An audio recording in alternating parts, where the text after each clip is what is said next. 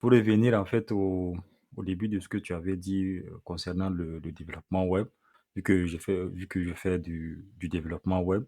Donc moi, quant à moi, ce que je conseillerais aux gens, à Mhm. celui qui vient de débuter, tu vois, ce que je dirais moi, c'est premièrement, si vous n'avez aucune notion sur la programmation, c'est de commencer à faire du HTML et CSS dans un premier temps, du JS, du JavaScript.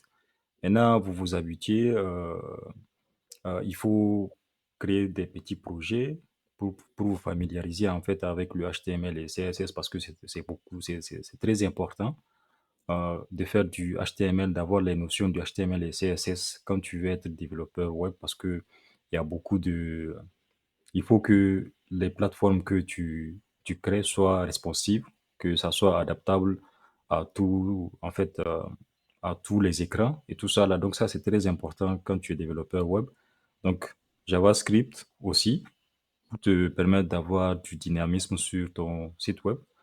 Donc commencez par là, créer quelques projets et là, ensuite, si vous voulez aller sur des projets beaucoup plus gros, si vous voulez avoir une connaissance beaucoup plus approfondie, vous allez avec Oui, du React, comme Richard l'a dit, vu que React est beaucoup plus flexible et tout ça. Vous allez avec du React, vous avez une flexibilité, vous avez une facilité à gérer beaucoup plus de, comment dirais-je, un gros projet. Si vous avez un gros projet, c'est beaucoup plus facile de le gérer avec React.